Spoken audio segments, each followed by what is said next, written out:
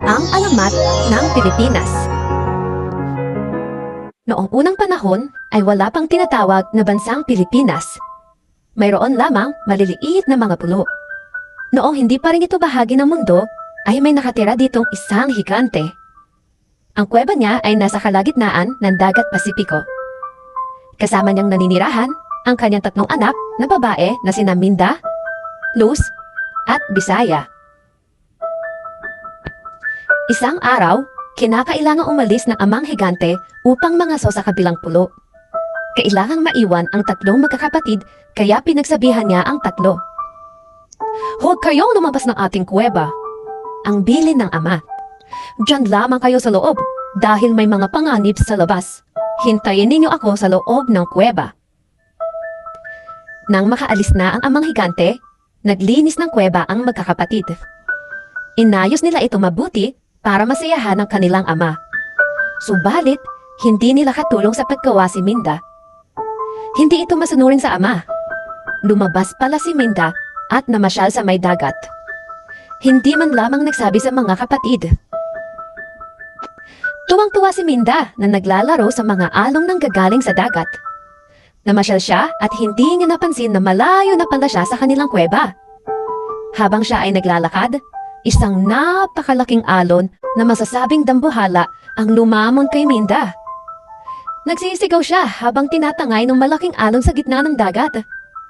"Tulungan niyo ako!" sigaw ni Minda. Narinig ni Luz at Bisaya ang sigaw ni Minda. Abot ang sigaw sa loob ng kuweba, kaya tumigil sa paggawa ang dalawa. "Si Minda humihingi ng tulong," sabi ni Luz na nanlalaki ang mga mata sa pagkagulat. "Oo nga, halika na." Yaya ni Bisaya. "Bakit kaya?" Mabilis silang tumakbo sa may dagat. Tingin dito, tingin doon. Nakita nila na sisinghap-singhap sa tubig ang kapatid. "Hayon sa malayo!" Sigaw sabay turo ni Luz.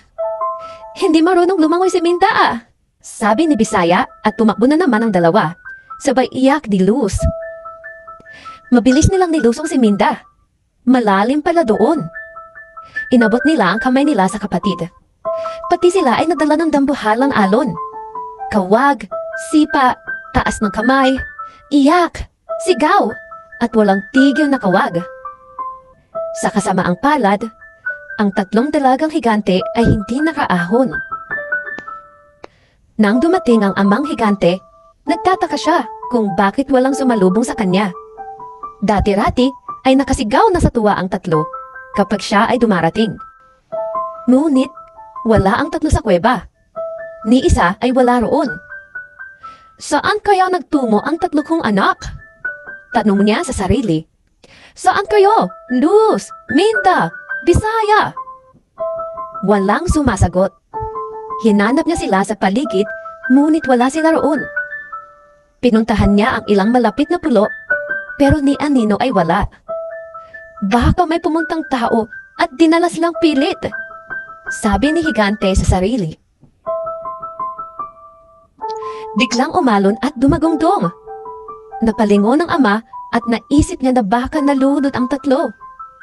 Dumako pa siya sa malayo at hindi nagkamali ang higante. Nakita niya ang labi ng ilang pirasong damit na nakasabit sa bato. Nawalan siya ng lakas at wala siyang ibang nagawa kundi ang umiyak. Nawalan na siya ng ganang kumain. Tumayo, umupo, tumingin sa malayo. Isa-isang hinagot ng tingin ang bawat munting bato at kahoy sa malayo.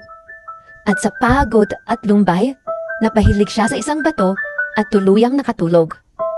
Mahabang pagkatulog ang nagawa ng kawawang higante. Nang magising ang higante, kinusot niya ang kanyang mga mata.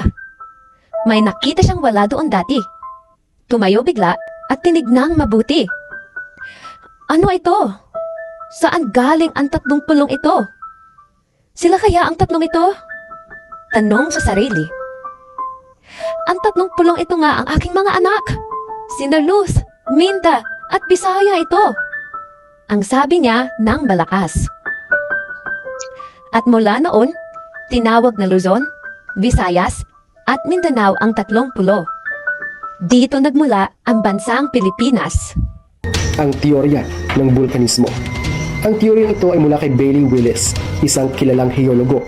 Tinatawag din itong teoryang Pacific, na buo ang lupain ng Pilipinas sa pamamagitan ng pagputok ng mga bulkan. Ang mga bulkan na ito ay matatagpuan sa ilalim ng Pacific Ocean, sa gawing silangan ng kontinenteng Asia. Tinatayang naganap ang mga pagputok mga 200 milyong taon na ang nakalipas. Nagkahiwa-hiwalay ang mga bato at nagkaroon ng katubigan sa pagitan ng mga nagkukumpulang bato at buhangin. Bunga nito ay nabuo ang malaking masa ng lupa o pulo. Naganap din ang paraang bulkanismo sa ibang mga bansang bumubuo sa Pacific Ring of Fire tulad ng Taiwan, Japan, Indonesia, Solomon Islands at New Zealand. May 250 aktibong bulkan sa buong rehiyon. Ang Pilipinas ay may 22 aktibong bulkan na madalas ding pumuputok tulad ng Bulkang Mayon sa Albay, Canlaon sa Negros Oriental at Taal sa Batangas. Bunga nito ay madalas na makaranas ng paglindol ang ating bansa.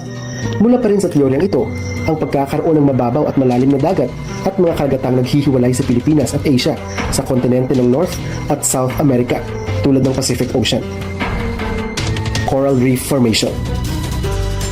Isa pa sa teoryang pinag-aaralan tungkol sa pinagmulan ng Pilipinas ay ang palapalagay na ito ay bunga ng tumigas na nagkapatong-patong na coral reefs. Ilang mananalaysay at malubhasa ang nagtataya na isa ito sa posibilidad ng pinagmulan ng Pilipinas. Tinatayang milyong taon nang nakalipas bago nabuo ang matitigas na bahagi o anyo ng kalupaan.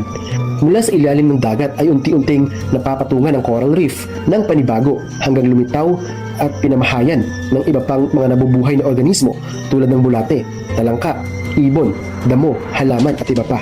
Ang mga dumi, kalat, tuyong sanga at dahon ay nakadagdag sa pagtaas ng matigas na lupa hanggang sa maging isang pulo. Hindi naglaon, ito ay naging kapuluan, bunga ng mahabang proseso ng Coral Reef Formation. Nang pasimula ay nilikha ng Diyos ang langit at ang lupa. Ang lupa ay walang hugis o anyo, dilim ang bumabalot sa kalaliman. At kumikilos ang Espiritu ng Diyos sa ibabaw ng tubig. Sinabi ng Diyos, magkaroon ng liwanag. At nagkaroon na.